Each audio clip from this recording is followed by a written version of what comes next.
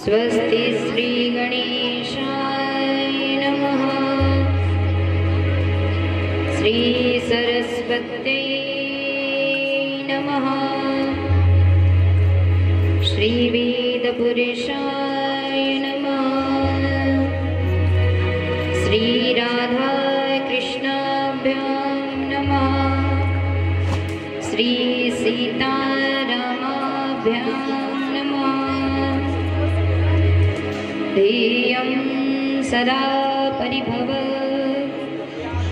नभीष्टदोहम्। तीर्थास्पदं शिवविरञ्चिनुतं शरण्यम्। हृत्यार्तिहं प्रणतपाल भवाब्धिपोतम्। वन्दे महापुरुषते चरणारविन्दम्। अस्ति स्वस्तुर्निकराग्रविगलत् कल्पप्रसूनाप्लुतम्।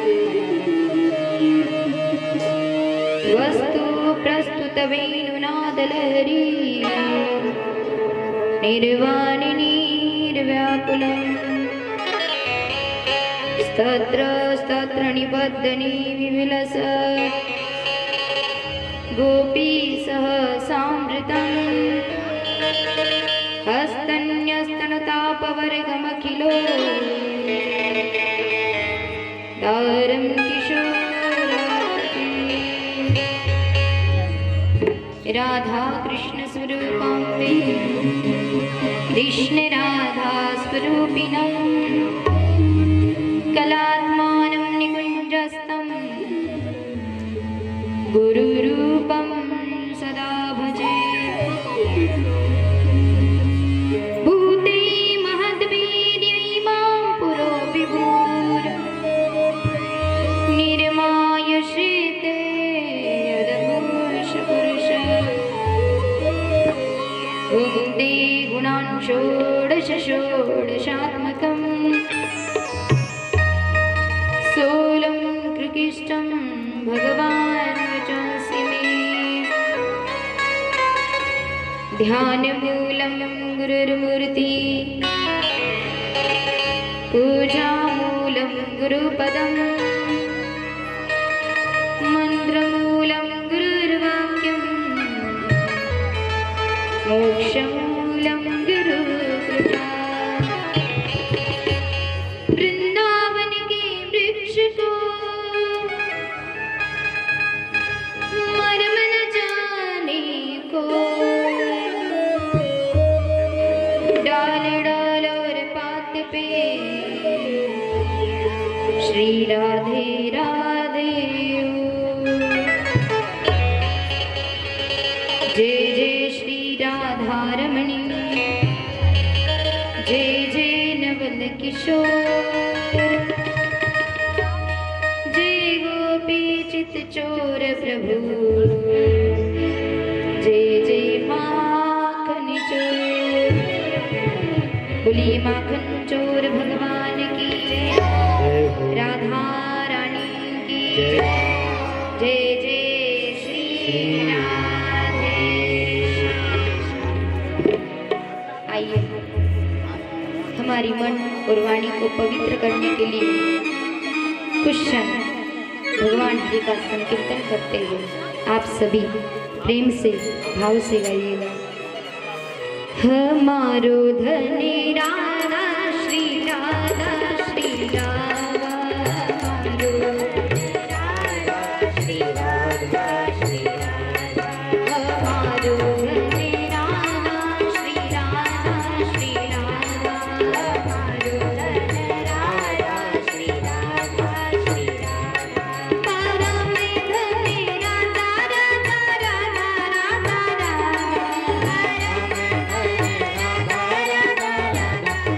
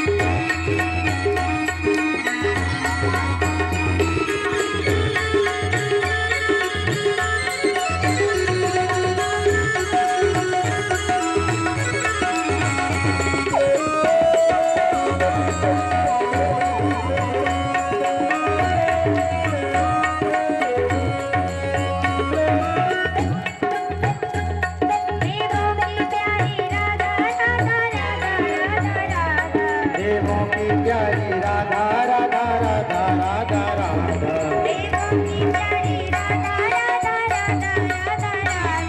देवों की प्यारी राधा राधा राधा राधा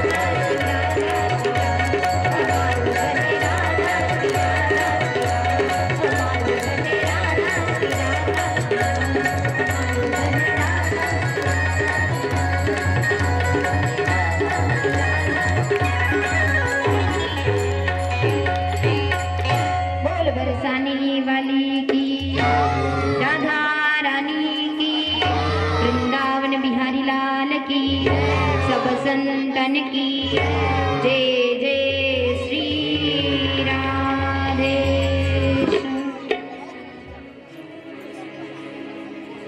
परम मंगल में प्रात प्रगृहेश्वर, जगत के आधार, जगत की नियंता, नंद नंदन, यशोदानंदन, देवकी नंदन, श्री बालकृष्ण लाल की वांग्मय स्वरूप श्रीमद् भागवत को कोटि कोटि वंदन।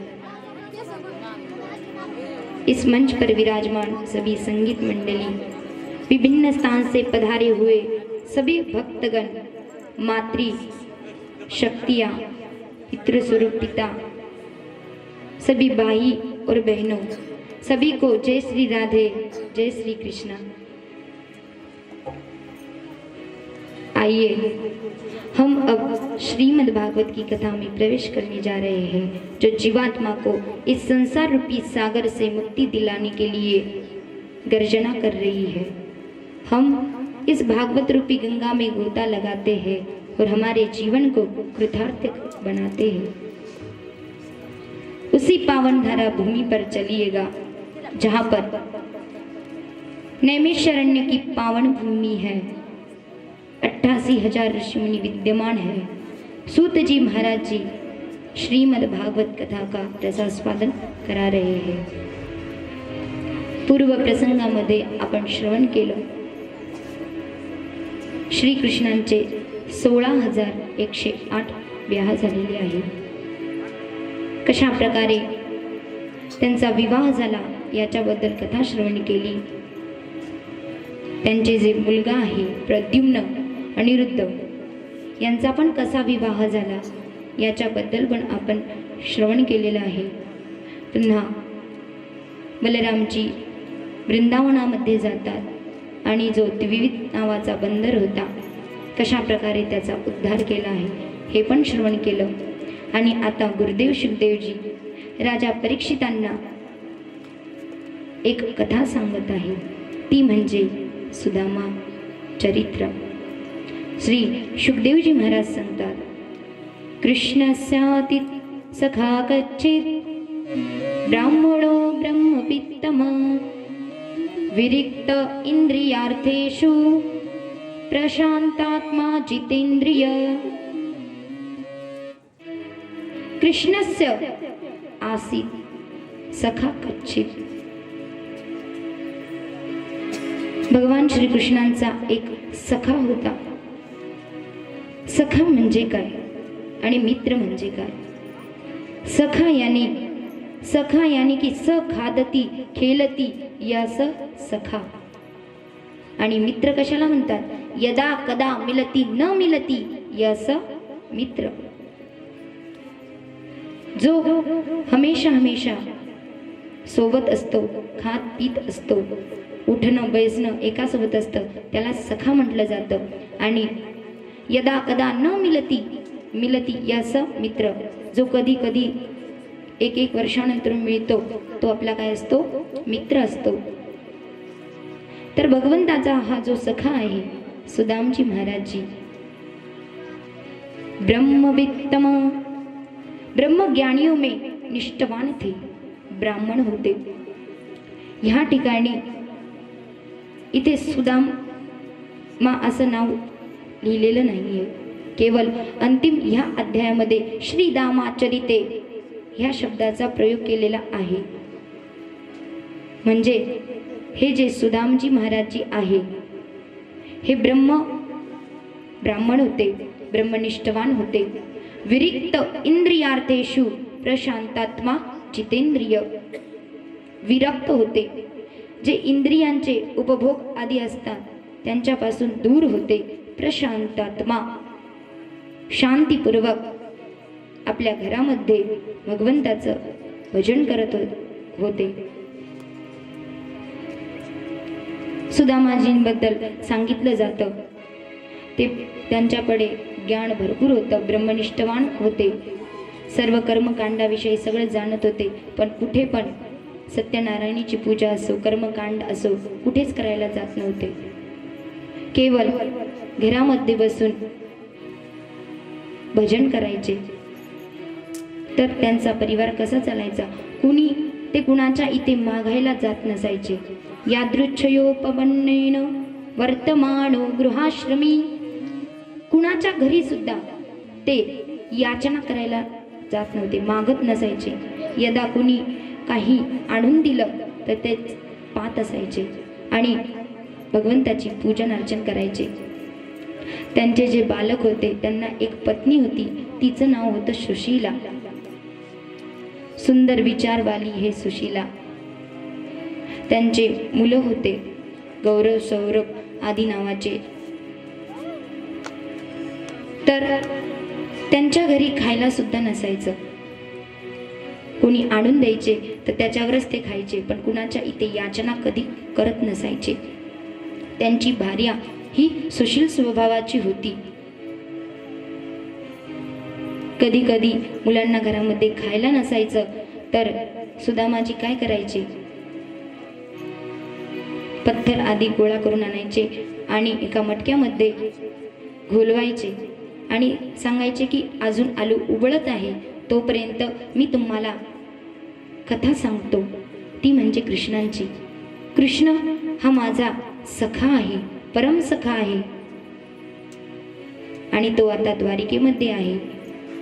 अशा प्रकारे सुदामांनी जे काही भगवंतांनी लीला आदी केलेली आहे यांचं गुणानुवाद, भगवंताच्या चरित्रांचं गुणानुवाद आपल्या मुलांना हमेशा सुनवत असायचे.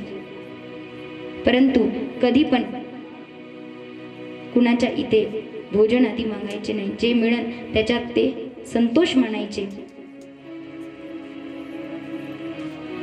सुदामाजींचं नाव जसं आहे तसं गुण आहे.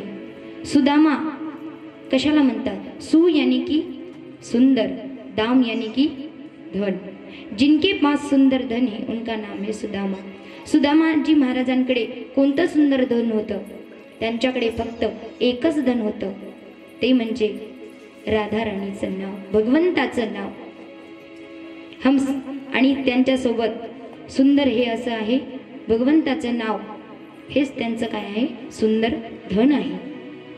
आपण गातो भजनामध्ये, हमारो धनी राधा श्री राधा श्री राधा, हमारो धनी राधा श्री राधा श्री राधा, परम धनी राधा राधा राधा राधा राधा, परम धनी राधा राधा राधा राधा, हमारो धनी राधा श्री राधा श्री राधा. तर सुदामांचं हे धन काय आहे? भगवंताचं नाव आहे. आपल्या सर्वांचं धन सुद्धा काय आहे? राधा हेच नाव आहे. परम धन हे सर्वांचं एकच आहे. सुदामांचं हे धन म्हणजे भगवंताचं नाव आहे. हमेशा हमेशा आपल्या कुटीमध्ये ते भगवंताचं नाव उच्चारण करायचे. इकडे भगवान श्रीकृष्ण द्वारिकेमध्ये विराजमान होते. सुदामांपाशी हे धन का नव्हतं? ते एवढे गरीब का होते? त्यांच्याकडे अन्न सुद्धा खायला नव्हतं. याची एक कथा आहे. भगवान श्रीकृष्ण द्वारिकामध्ये विराजमान असताना विचार करत होते. ज्या वेळेस ते शिक्षणासाठी सांदीपनी गुरु आश्रमात गेले होते शिकण्यासाठी, तर विचार करत होते. मित्रांची जशी आठवण काढत होते त्यावेळेस त्यांना आठवलं, अरे माझा एक मित्र होता सुदामा, परंतु तो आज फार गरीब आहे. विचार करायला लागले की त्याने एके दिवशी आम्ही वनामध्ये गेलो होतो, त्यावेळेस त्यांनी चुराके खाल्ल्यामुळे त्यांना ही दरिद्री आलेली आहे. आज भगवंतांनी विचार केला की सुदामाने माझं हे जे चणे होते ते का खाल्ले. त्यावेळेस त्यांनी विचार करायला लागले. त्यावेळेस सुदामांनी ते चणे का खाल्ले होते? एके दिवशी त्यांच्या आश्रमामध्ये दुर्वासा मुनी आले होते आणि गुरुमाताने 2 पोटल्या बनवल्या होत्या चण्यांच्या. 4-4 मुठी चणे ठेवलेले होते. कारण आज कृष्ण आणि सुदामा वनामध्ये लकडी आणण्यासाठी जाणार होते. त्यावेळेस माताने विचार केला, आश्रमातील जेवढे पण शिष्य आहेत ते सर्व हे चणे खातील, कुठून ना कुठून तरी भिक्षा आणून खातील, परंतु बलराम जे कृष्ण आहेत आणि सुदामा आहेत हे वनात गेल्यावरती त्यांना कसं काय भोजन, त्यांची कसं काय होईल. म्हणून त्या मातेने जे काही चणे होते 2-2 पोटलीमध्ये काढून ठेवले होते. आणि त्याच वेळेस दुर्वासा मुनी भिक्षा मागण्यासाठी आले होते. त्यावेळेची अशी प्रथा असायची, गुरुकुलामध्ये खाना न सपकात, तर जे विद्यार्थी आहेत, शिष्य आहेत, ते काय करायचे, जायचे आणि भिक्षा आधी मागून गुरूंपाशी आणून द्यायचे. नंतर गुरु त्यांना एकेकांना वाटप करायचे.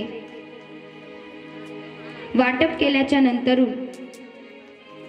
मग गुरूंनी दिल्याच्या नंतर ते खायचे. आणि असंच ज्यावेळेस दुर्वासा मुनी आले, दुर्वासा मुनींनी त्यांना मातेला सांगितलं की हे माता, मला भिक्षाम देही, भिक्षाम देही. त्यावेळेस माता आणि घरामध्ये असून सुद्धा तिने सांगितलं की नाही, आज तुम्हाला भिक्षा देण्यासाठी काही नाही. कारण तिने विचार केला हे संत महात्मा भिक्षुक आहेत आणि बाहेर कुठे जाऊन भिक्षा मागून खातील, परंतु कृष्ण आणि सुदामा आज लकडी तोडण्यासाठी गेल्याच्या नंतर वापस आल्याच्या नंतर त्यांना खायला काहीच राहणार नाही.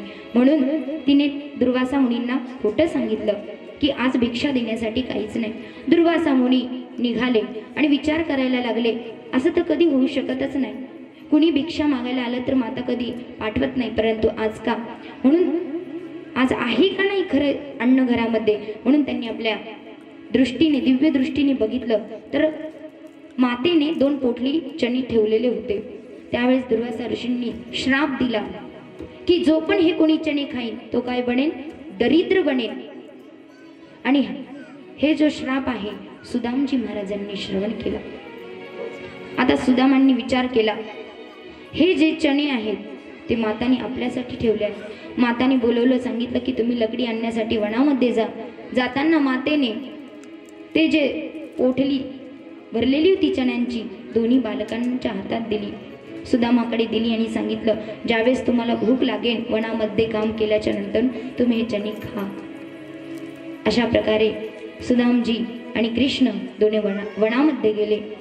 वनामध्ये गेल्याच्या नंतर लकडी आधी सुदामजी वरतून तोडत होते आणि खाली सुदामा वरतून तर सुदामा तोडत होते आणि खाली कृष्ण गिनत होते एक एकाला.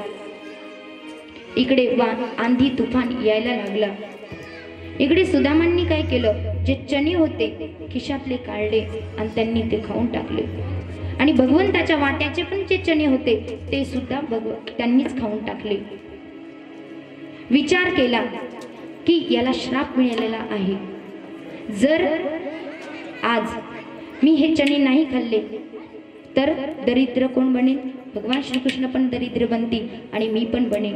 विचार केला की मी दरिद्र बनेन, पण माझा जो मित्र आहे त्याला, मी सखा आहे त्याला दरिद्र नाही बनवून देणार. त्याच्या सुखासाठी आज सुदामजी महाराजांनी जे चणे आहेत ते खुदचे पण खाल्ले आणि भगवान श्रीकृष्णांच्या वाट्याचे पण खाल्ले की यांना पुन्हा दरिद्र येऊ नये म्हणून. धरतीवरती पण का टाकून दिले नाही. कोणी पशु पक्षी आधी त्या चण्यांना खाईन तर ते पण दरिद्र बनतील. स्वतःवरती सर्व कष्ट ओढून घेतलं आणि आज ते इतके दरिद्र बनलेले आहेत. त्या श्राप आपल्या कृष्णांना लागू नये म्हणून त्यांनी खुदवरती घेतला. आज भगवंताला द्वारिकेमध्ये बसताना ही बात पूर्ण आठवली आणि त्यांच्या डोळ्यातून अश्रुधारा यायला लागल्या. कृष्णांनी सोचलं की माझ्यासाठी माझ्या मित्राने माझा दरिद्रता येऊ नये म्हणून खुद चणे खाल्ले आणि मला जी संपत्ती, ही द्वारका आधी संपत्ती आहे, ही कुणामुळे प्राप्त झालेली आहे? तर सुदामजीमुळे निर्माण झालेली आहे. आणि आज किती दिवस झाले सुदामा इतकी दरिद्रतामध्ये राहत आहे. भगवंताच्या डोळ्यातून टपाटपा अश्रू गळायला लागले. तुरंत भगवंतांनी विचार केला, आता याला दरिद्र नाही राहून देणार. जिथपर्यंत झाली तिथे दरिद्रता बस झाली. आता ह्याच्या पुढे मी सुदामजीला दरिद्रता नाही ठेवणार. तुरंत त्यांनी काय केलं, सुशीलाच्या मनामध्ये परिवर्तन केलं. कधी न मागणारी सुशीला, मागत तर कोणीच नव्हते, ते परिवारातले कधी पण मागतच नव्हते. जे आहे ठाकूर परमात्मा जेवढं देतो त्याच्यामध्ये संतुष्टी राहायचे आणि कधी ना जर काही मिळालं नाही तर व्रत आधी करायचे. भगवान श्रीकृष्णांची लीला कथांचं काय करायचे, पान करायचे. तर एके दिवशी भगवंताची इच्छाच होती. त्यावेळेस सुशीला आज सुदामजीला म्हणायला लागली, नूनं ब्रह्मन् भगवत सखा साक्षात् श्रियपती ब्रह्मण्यश्च शरणश्च भगवान सात्वतर्षभ. सांगितलं की नूनं भगवन भगवत, तुम्ही आम्हाला हमेशा हमेशा कथा श्रवण करतात की माझा जो सखा आहे तो द्वारिकाधीश आहे. आम्ही दोघे हमेशा साथमध्ये असायचो. तुमचा सखा द्वारिकाधीश आहे, महिलांमध्ये राहत आहे. तुम्ही त्यांचं दर्शन करण्यासाठी एक वेळेस का होईना जा. तुम्ही ज्यावेळेस जाता त्यावेळेस तुमचा मित्र तुम्हाला अवश्य, सखा तुम्हाला काही ना काहीतरी अवश्य देतील. इथे सुशीला असं सांगत नाहीये की तुम्ही जाऊन भगवंताला मागा, नाही, दर्शन करण्यासाठी जा, कारण तिला माहीत आहे भगवंताकडे मागण्याची जरूरत नाही, भगवान अपनी आप देत असतो. म्हणून सांगितलं की तुम्ही भगवान श्रीकृष्णांचं दर्शन करण्यासाठी जा. त्यावेळेस सुदामाजींनी विचार केला, तमुपेती महाभाग साधूनांच परायणम दास्यांती द्रवणम भूरी सीदेते कुटुंबिने. सांगितलं की हे सुशीला, मी भगवंताकडे मागण्यासाठी जाणार नाहीये. भगवंताच्या दारात कधी मागायचं नसतं. अशा प्रकारे सुदामांनी सांगितलं की मी मागणार नाही. तिने सांगितलं मागू नका, केवळ दर्शन तर करून या. अशा प्रकारे सांगितल्यावरती सुदामांनी सांगितलं ठीक आहे, मी भगवंताचं दर्शन करण्यासाठी जाणार आहे, परंतु विचार करत आहे कि अयम ही परमो लाभो उत्तम श्लोक दर्शनात, जीवन का परम लाभ एक ही है, अच्युत भगवान की दर्शन करना.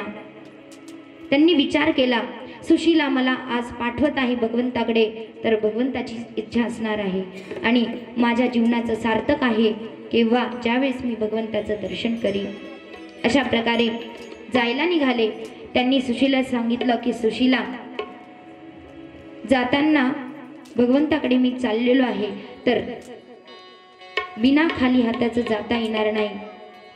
हे कल्याणी दैताम गृहे, काही घरामध्ये असेल तर तू काय कर, मला दे, मी भगवंताकडे चाललेलो आहे.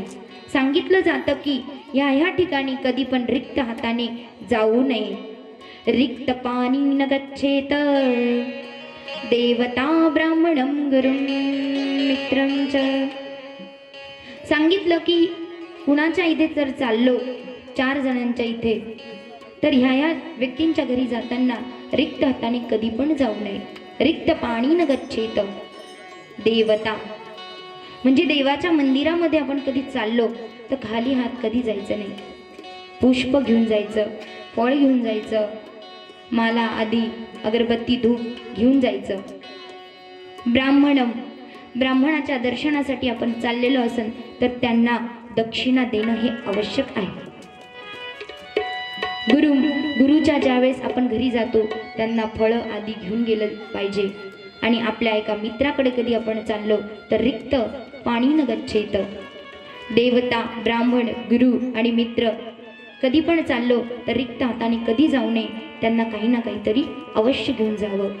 तर हीच बात सांगत आहेत सुदामाजी की मी भगवंताच्या द्वारावरती चाललेलो आहे, तर रिक्त हाताने जाता येणार नाही. हे सुशीला, काही घरामध्ये असेल तर दे. सुशीलाने विचार केला, मुलं किती दिवसापासून उपाशी आहे, त्यांनाच काही खायला नाही, तर मी काय देऊ. विचार केला. आज कुणाच्या इथं न मागणारी सुशीला आपल्या बगल पडोशीमध्ये जी शेजारी आहे त्यांच्याकडे गेली आणि सांगितलं की अगं बहिणा, तुझ्याकडे काही असेल तर दे. त्यावेळेस तिने सांगितलं, अगं माझं पूर्ण सामान संपत आलेलं आहे, मी आज आणणारच आहे, परंतु माझ्या घरामध्ये काही चावल आहे. 4 असे तुकडे तुकडे झालेले चावल होते. तिने एक मोठी चावल दिलं. अनेक पडोसीमध्ये गेली. अशा प्रकारे 4-5 मुठीचे चावल तिने आणले आणि कशात बांधायचं म्हणून तिने आपला जो साडीचा पदर असतो तो फाडला आणि तिच्या त्या पोठली बनवली, बांधला आणि ती साडीचं जे पोठली होती ती सुदामाजीच्या हातात दिली. सुदामा महाराजांच्या हातात काठी आणि ती पोठली घेऊन आता द्वारिकेसाठी प्रस्थान करीत आहे. आणि मनामध्ये एकच विचार आहे, कृष्ण संदर्शनम, मला कोणाचं दर्शन होणार आहे, कृष्णांचं दर्शन होणार आहे. आणि मनामध्ये कृष्णांच्याही लीलानुवादांचं चिंतन करत ते रस्त्याने चाललेले आहे आणि भजन पण गात आहे. श्री कृष्ण गोविंद हरे मुरारी, हे नाथ नारायण वासुदेव. श्री कृष्ण गोविंद हरे मुरारी, हे नाथ नारायण वासुदेव. हे नाथ नारायण वासुदेव, हे नाथ नारायण वासुदेव.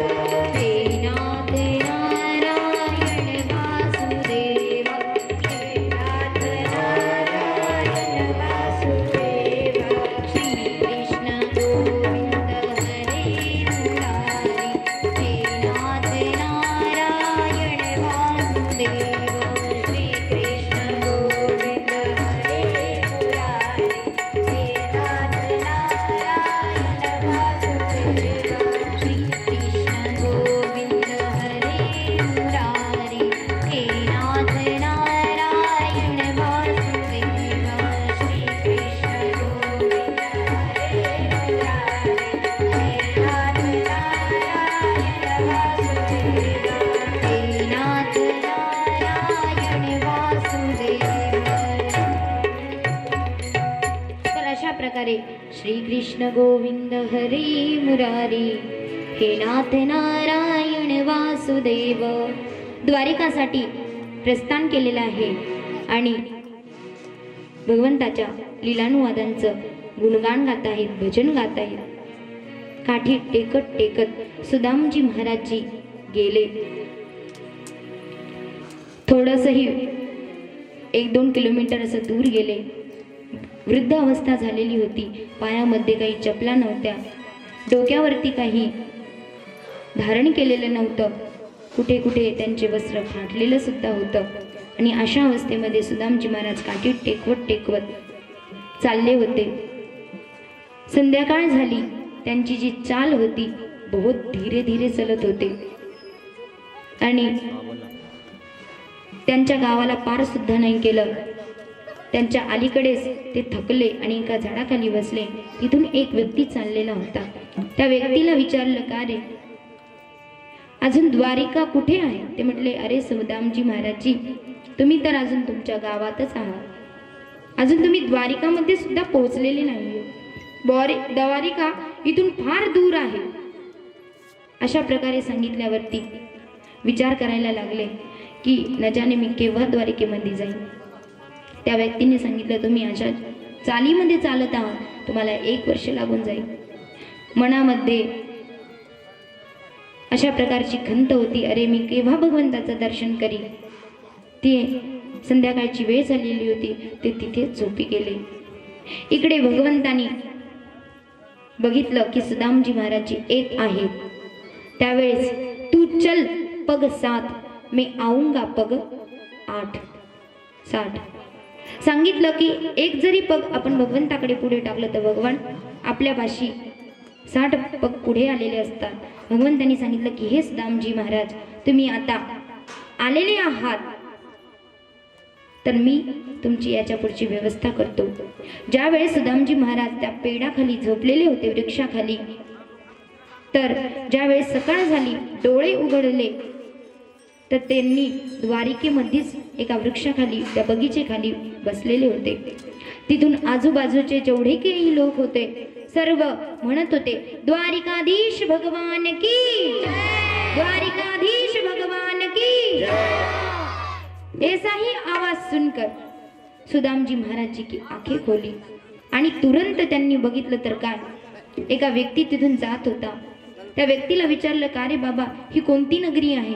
त्यांनी सांगितलं, ही द्वारिकापुरी आहे. अच्छा, ही द्वारिकापुरी आहे. त्यांच्या मनामध्ये फार उत्साह झाला आणि हर्षित झाले. त्यांनी विचारलं की द्वारिकाधीश महाराजांचं जे मंदिर आहे ते कुठे आहे, म्हणजे ते कोणत्या महलामध्ये राहतात.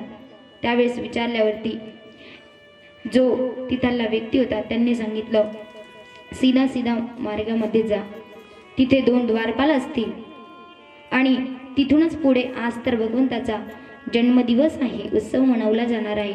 भगवान त्यांचा महल इथे सामनेच आहे. त्यावेळेस सुदामजी महाराज निघाले आणि गेल्याच्या जसे ते द्वारावरती पोहोचले तर तिथं 2 द्वारपाल खडे होते आणि द्वारपालांनी तुरंत त्यांना रोखवलं की कहाँ जा रहे हो, आप कौन हो. त्यांना वरतून खाली बघितलं. त्यांच्या पायामध्ये चपला नव्हत्या, कुठे फटीसी धोती होती आणि शिरवरती तर पगा नव्हता, काही टोपी आधी नव्हती. अशा अवस्थेमध्ये ज्यावेळेस द्वारपालांनी त्यांना रोखवलं, त्यावेळेस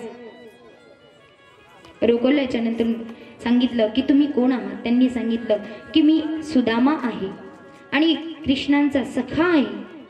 ते म्हटले तुझ्याकडे बघून तसं वाटत नाही तू कृष्णांचा सखा असेल. मी ब्राह्मण आहे, भगवंताचं दर्शन करण्यासाठी मी आलेलो आहे. बोली राधे राधे राधे राधे. तर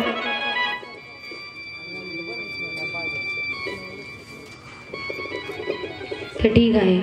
तर आता सुदामजी महाराजांनी येणार आहेत, तोपर्यंत आपण एक भजनाचा आनंद घेऊया. बोली राधे राधे राधे राधे. श्री राधे. लूट के ले गया दिल जिगर, सांवरा जादूगर, सांवरा मेरा सांवरा, मेरा सांवरा, हाँ मेरा सांवरा, सांवरा मेरा सांवरा, मेरा सांवरा, सांवरा मेरा सांवरा, सांवरा मेरा सांवरा. लूट के ले गया दिल जिगर, सांवरा जादूगर, सावरा जादूगर.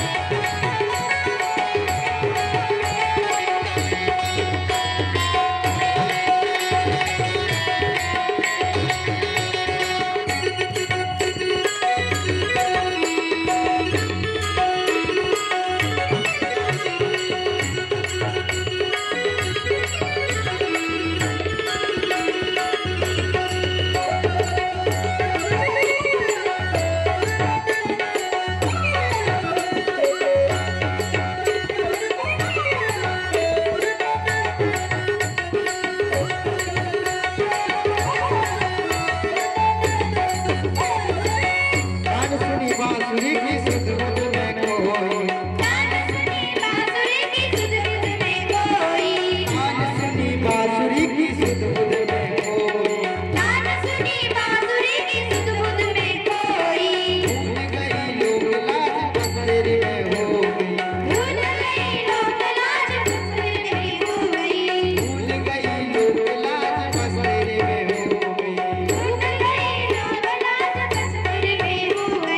बसेरे में हो गई,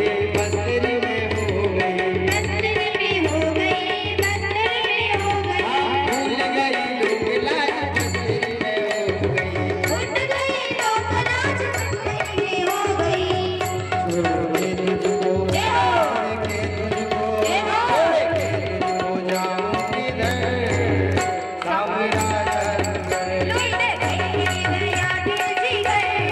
सावरा जंगल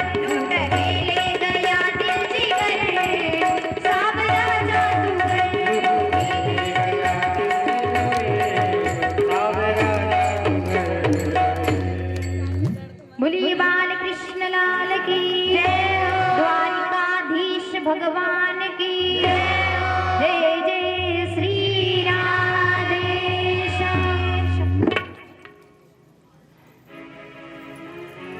ज्यावेळी सुदामजी महाराजजी द्वारिकामध्ये प्रवेश केला तर सर्वात प्रथम त्यांना अडवलं गेलं. जे द्वारपाल होते त्यांनी अडवलं आणि विचारलं की तुम्ही कोण आहात. त्यांनी सांगितलं की मी भगवान श्रीकृष्णांचा सखा आहे. जाऊन त्यांना सांगा की तुमचा सखा आलेला आहे. त्यावेळेस जे सैनिक होते द्वारपाल ते तुरंत आतमध्ये गेला आणि येऊन भगवंताला सांगितलं की हे प्रभू, कुणी द्वारावरती एक भिक्षुक आलेला आहे. त्याचं आता वर्णन केलेलं आहे. पायामध्ये चप्पल पण नाहीये, त्यांचे वस्त्र फटे आहे, सिरवरती कुछ पगा पण नाही आणि काठी टेकवत ते आलेले आहे. ज्या वेळेस आणि त्यांना विचारलं की तुमचं नाव काय आहे, त्यावेळेस त्यांनी सांगितलं की मी भगवंताचा बालपणाचा सखा आहे आणि माझं नाव, त्यांचं नाव सुदामा आहे. त्याच वेळेस ज्या रुक्मिणी आदी माता तिथे विद्यमान होत्या, भगवंताची कोणी पंखा झलत होतं, भगवान काहीतरी खात होते. तुरंत भगवंतानी सुदामा जसं नाव ऐकलं, तुरंत त्यांना भेटण्यासाठी गेले आणि तुरंत सुदामाला आपल्या गळेला लावलं. बोली द्वारिकाधीश भगवान की. सुदामजी महाराज गळ्याला भेटले आणि सुदामांना घेऊन भगवान आता आपल्या राजमहलामध्ये आलेले आहेत. राजमहलामध्ये घेऊन आले आणि जिथे लक्ष्मी माता निवास करत असतात त्या सिंहासनावरती आज द्वारिकाधीश प्रभूंनी बसवलेलं आहे. बसल्याच्या नंतर त्यांनी सांगितलं, अगं रुक्मिणी, जल घेऊन ये. त्यांचे जे पेन आहेत प्रक्षालन करायचे आहे. त्यावेळेस रुक्मिणी माता पाणी आणण्यासाठी निघून गेल्या. तोपर्यंत श्रीकृष्णांच्या नेत्राभ्याम पुष्करे क्षण डोळ्यातल्या आसूंनी श्री सुदामजी महाराजजीचे आज चरण प्रक्षालन केलेले आहे. डोळ्यातून अश्रुधारा वाहत आहे की माझा बालपणाचा सखा श्रीदामा आलेला आहे. दोघांना बसवलं, त्यांचं चरणाआधी प्रक्षालन केलं, पूजा केली. हे सर्व दृश्य पाणी घेऊन आल्याच्या नंतर बघतात काय, रुक्मिणी माता बघतात, अरे भगवंतांनी तर आपल्या डोळ्यांनी तर पाण्याने पाय त्यांचे धुतले, रडत होते. आता श्रीदामा म्हणजे सुदामजी महाराज आणि भगवान श्रीकृष्ण बसले आणि आता आपसमध्ये बात करायला लागले की लाला, विचारायला लागले. भगवान विचारतात किमनेन कृतं पुण्यं वधूने भिक्षुणा श्रियाहिनीन लोकेस्मिन् गर्हितेन मदैनिजी. भगवंताने विचारलं, अपि ब्रह्मण गुरुकुलात भवान लब्ध दक्षिणात समावृत्तीने धर्भज्ञ भार्योडा सदृशोन्न भावा. अपि ब्रह्मण सुदामजी, ज्या वेळेस तुम्ही गुरुकुलमध्ये शिक्षा पूर्ण केल्याच्या नंतरून गुरुजींना लब्ध दक्षिणा दिल्याच्या नंतरून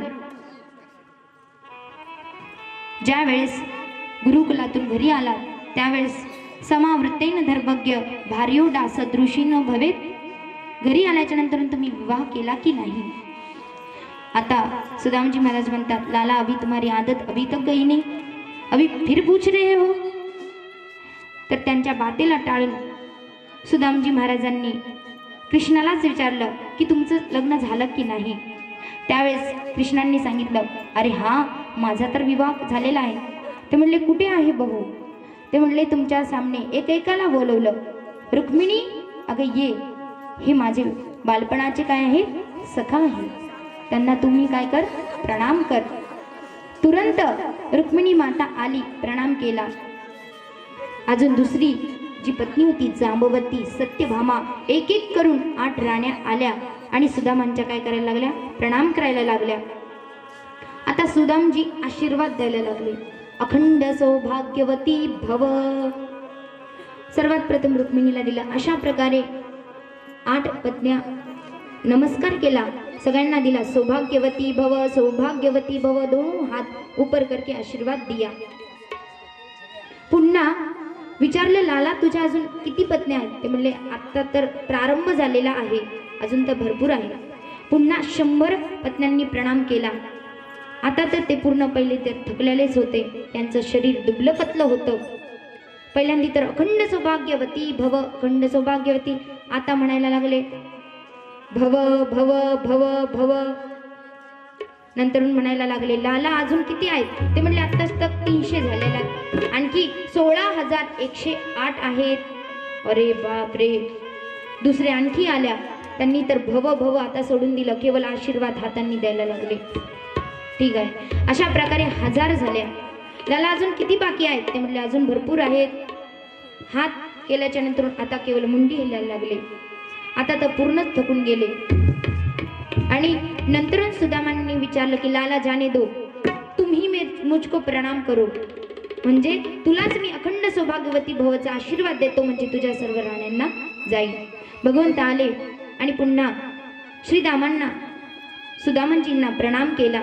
त्यांनी आशीर्वाद दिला, अखंड सौभाग्यवती भव. तर जेवढ्या त्यांच्या पत्न्या होत्या सगळ्यांना तो आशीर्वाद गेला. आता सुदामांना भगवंतांनी विचारलं, सुदामजी तुमचा विवाह झाला की नाही. त्यांनी सांगितलं, हो झाला. ते म्हटले, कुणासोबत. ते म्हटले, सुशीला सोबत, आणि माझे 2 मुलं पण आहेत. अच्छा, लग्न पण केलं आणि मला बोलवलं सुद्धा नाही. कोई बात नाही. मला असं वाटतं की जरूर तुमच्या पत्नीने सुशीलाने माझ्यासाठी अवश्य काही ना काहीतरी दिलं असणार. तर त्यांनी सांगितलं, आता एवढ्या मोठ्या इथे राण्या आहेत आणि माझे हे जे पोटलीभरचे चावल आहेत ते मी कसं काय देऊ. सगळ्यांना हसी उडवली जाईल. सगळ्या राण्या म्हणतील, बघा बघा ह्यांचा मित्र आला आणि काय एवढे पोहे तर घेऊनच आलेला आहे. अशा प्रकारे सांगितल्यावरती मनामध्ये विचार करत होते, देऊ का नको, देऊ का नको. त्यावेळेस भगवंतांनी सांगितलं, काही आणलंय की नाही. ते म्हटले, नाही नाही. ते म्हणले, अच्छा तुम झूठ बोल रहे हो मुझसे. तुरंत भगवंतांनी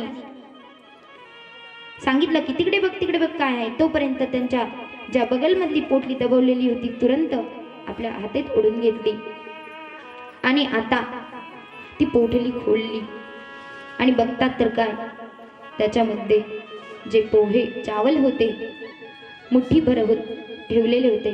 तुरंत त्यांनी ती एक मुठ्ठी उचलली, आपल्या मुखामध्ये टाकलेली आहे आणि विश्वकर्माला डोळे बंद करून ती मुठ्ठी मुखामध्ये टाकली. विश्वकर्माला आदेश दिला की हे विश्वकर्मा जा आणि सुदामजीचं जे घर आहे त्याला द्वारिकापुरी सारखं निर्माण कर. इकडे भगवंताची आज्ञा घेऊन जो विश्वकर्मा आहे कुठे गेला? सुशीलेपाशी गेलेला आहे. दुसरा मुठी खातात क्षणी जी रुक्मिणी माता आहे ती आली आणि तिने हात थांबवला की प्रभू, तुम्ही आता तर एवढी संपत्ती सगळी प्रदान केलेली आहे, आता मी आहे तर मला सुद्धा तुम्ही देतात. सुदामांना तर तुम्ही द्वारिकासारखं पूर्ण निर्माण करून देता आणि स्वतः काही गरीब बनता, दरिद्र बनता. त्यावेळेस हात पकडला आणि तिने सांगितलं की तुमचं पोट दुखेल, हे खाऊ नका. जे आम्ही आणखी इथे बसलेलो आहोत सगळ्यांना हा प्रसाद खायला पाहिजे. हे प्रभू, तुम्ही आता काय करा, पूर्णच्या पूर्ण खाऊ नका, तुमचं पोट दुखेल. म्हणून जे चावल होते ते त्यांनी हात थांबून घेतला. अशा प्रकारे इकडे जो विश्वकर्मा होता आता इकडे सुदामजीचं पूजन आदी केलं, भोजन आदी आता इकडे करत आहे. इकडे सुशीलाकडे विश्वकर्मा गेले. विश्वकर्माला आदेश दिला होता जाऊन काय कर, द्वारिकापुरी सारखं सुदामजीची नगरी बनव. सुशीलापाशी आले, म्हणाले भगवंतांनी आम्हाला तुमच्यापाशी द्वारिकाधीशने पाठवलेलं आहे आणि आता आम्हाला तुम्ही थोडंसं घरातून बाहेर जा, आम्हाला एक मोठं द्वारिकापुरीचं जसं घर आहे तसं तुमचं निर्माण करायचं आहे. सुशीलाने सांगितलं की नाही, जर तुम्हाला आमचंच घर करायचं असेल तर नाही, आणखी आमचे जे पडोशी आहेत त्यांचं पण तुम्ही काय करा, घरांची निर्मिती करा. का? कारण की त्यांच्यामुळेच आजपर्यंत आम्ही काय आहोत, जीवत आहोत. आजपर्यंत ते आमची मदत केलेली आहे. तुम्ही पण त्यांना सोन्यासारखे जे घर आहे जसं आम्हाला करता तसं त्यांना करा. बघा सुशीलेचे किती सुंदर विचार आहे. केवळ खुदचा विचार नाही करत आहे, आज पडोसांचा पण ती विचार करत आहे. हिचे ही वाणी ऐकून विश्वकर्मा इतके प्रसन्न झाले, इतके प्रसन्न झाले. सुशीलेला सांगितलं, मला भगवंतांनी तर केवळ तुमचीच आज्ञा दिलेली आहे, परंतु तुझे हे विचार ऐकून मी आता जी सुदामांची जी पूर्ण शेजारी पाजारी जेवढे लोक होते सगळ्यांवरती विश्वकर्माने कृपा केली आणि बडे बडे महलांची तिथे निर्मिती झाली. विश्वकर्माने विचार केला की सुशीलाचे किती सुंदर विचार आहेत. मी जर गेलो भगवंतांनी विचारलं तर भगवंताची मी डाट खाऊन घेईन, परंतु आज ह्या पूर्ण जी सुदामांची नगरी आहे ती भले भले मोठे मोठे महल आदी निर्माण केले आणि पुन्हा विश्वकर्मा तिथून निघून गेले. आता सुशीला त्या महलामध्ये अच्छी प्रकारचे राहायला लागली. त्यांच्या मुलांना कपडे आदी घातले, अनेक प्रकारचे पक्वान्न ती तयार करायला लागली. इकडे सुदामजी महाराजजी भोजन आदी केलेलं होतं आणि संध्याकाळच्या वेळेस श्री सुदामजी महाराजांनी कृष्ण भगवान झोपले. त्यांनी सांगितलं की लाला, त्यांना सुंदर सुंदर वस्त्र पण परिधान करायला दिलेले होते. लाला, आता मी उद्या सकाळी निघून जाणार, केवळ एका दिवसासाठी. तिथे एकच दिवस राहिले आणि दुसऱ्या दिवशी जायला निघाले. सांगितलं की लाला मी जाणार आहे, परंतु काही मागितलं नाही. विचार करायला लागले की सुशीलाकडे मी रिटर्न वापस गेलो, जर सुशीलाने विचारलं भगवंतांनी काय दिलं तर काय सांगलं. आणि सकाळची वेळ झाली, सुदामजींनी तयार झाले, जाण्यासाठी निघाले आणि जसे जायला लागले त्यांनी सांगितलं की लाला अब मैं जा रहा हूं. ते म्हणे ठीक आहे, जा जा. पण मनामध्ये शंका निर्माण झाली की मी चाललो आहे तरी सुद्धा सुदामजी भगवान श्रीकृष्ण मला काहीच देत नाही. ठीक आहे, मला काही व्यवस्था करून मागून पाठवून देतील की काय, परंतु कोणती बैलगाडीची तिथे व्यवस्था नव्हती. आता सुदामजी महाराज निघाले आहे. मनामध्ये विचार करत आहे की कस काय, भगवंतांनी अजून काही बोलले पण नाही. पुढे चालले आहे, लाला मी जा रहा हूं. भगवान श्रीकृष्ण कह रहे ठीक है ठीक है, जा. पुन्हा पुढे गेले. तुरंत भगवंतांनी आवाज दिला की सुदामजी. ते म्हटले हां हां बोल बोल. ते म्हटले जे तुम्ही माझं पीलं पितांबर दे धारण केलं आहे ते पण माझं वापस करून जा. जसे आले होते तसे सुदामजी महाराज गेले. काही पण द्वारिकातले धन दौलत काही साथमध्ये लेखन घेऊन नाही गेले. रस्त्यातले जेवढे पण द्वारिकावासी लोक होते बडे आश्चर्यचकित झाले त्या ब्राह्मणाला बघून, सुदामजीला बघून. किती धन्य आहे हे सुदामजी महाराज. आले होते, काहीतरी घेऊन आले होते, पण जाताना मात्र काहीही घेऊन न गेले. धन्य आहे. जो पण कोणी द्वारिकामध्ये प्रवेश जर व्यक्ती करत होता, जायच्या वेळेस भले तो काही घेऊन पण नव्हता येत, पण द्वारिकाधीश भगवान त्यांना सुवर्ण नाणं काय काय गाड्या, बैलगाड्याच्या गाड्या पाठवून द्यायचे. सुदामजी महाराज गेले आणि रस्त्याने पण आपलं भगवंताचं संकीर्तन करत गेलेले आहे. आता जे लोक होते ते विचार करायला लागले, सुदामजी महाराज किती धन्य आहे. ज्या रस्त्याने सुदामजी महाराज गेले त्यांची चरणरज उठून उठून आपल्या मस्तकाला धारण करायला लावले. की दुनियामध्ये सर्वजण मागतात पण ह्यांनी काहीच मागितलं नाही, असे हे संतोषी ब्राह्मण आहे, धन्य आहे. आणि त्यांची जी चरणरज आहे ती उठून उठून डोक्याला मस्तकाला धारण करत होते. सुदामजी महाराज आपल्या घरी गेले. घरी गेल्याच्या नंतर जसं त्यांनी सुदामा नगरीमध्ये प्रवेश केला तर बडे बडे सुवर्णाचे मणींचे असे महलच्या महल तयार झालेले त्यांना दिसले. आश्चर्यचकित झाले. सुदामा मंदिर देख डरे, सुदामा मंदिर देख डरे,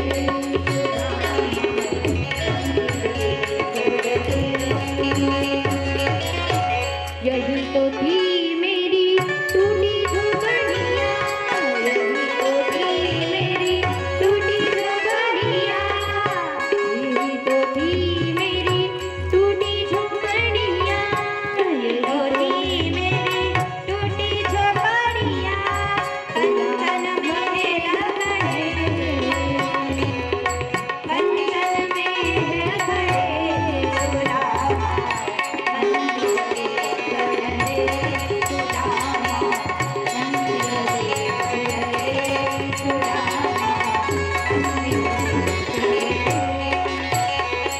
सुदामा मंदिर जे घर आधी बनवलेले होते हे बघून घाबरले. ते म्हणाले, यही तो थी मेरी टूटी झोपडी. इथं माझी एक झोपडी होती आणि ती आता इथे नाहीशी झालेली आहे. इथं बडे बडे महल उभा राहिलेले आहेत.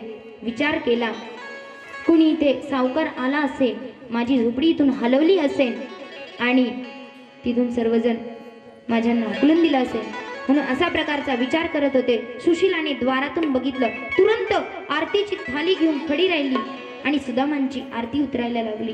सुदामांनी सांगितलं की हे सुशीला, हे कसं काय झालं आहे.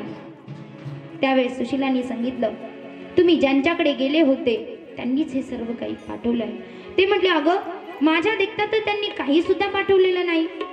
ती म्हटली, तुम्ही ज्यावेळेस इथून गेलात तुरंत द्वारिकाधीशांनी आपले विश्वकर्माला इथं पाठवलं होतं आणि विश्वकर्माने ह्या घरांची महलांची निर्मिती केलेली आहे. हे बघता क्षणी सुदामजी महाराज विह्वल झाले की मला आत्ता समजलं की भगवंतानी मला धन का नाही दिलं.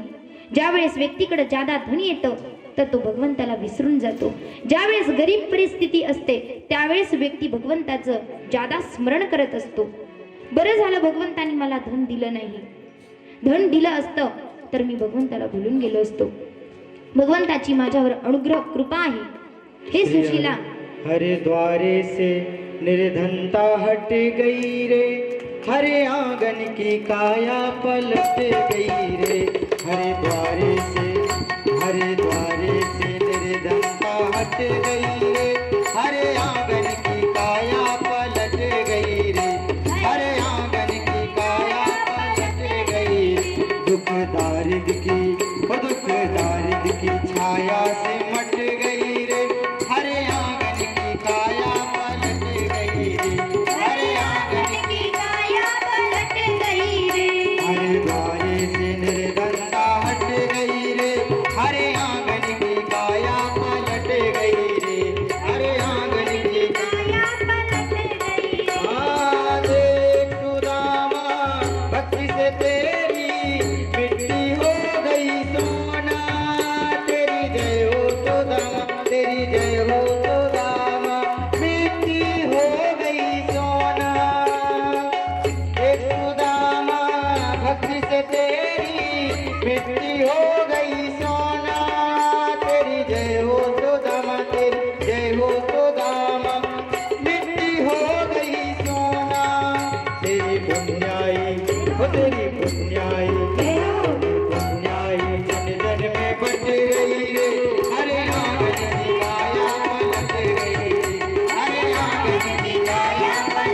गई रे।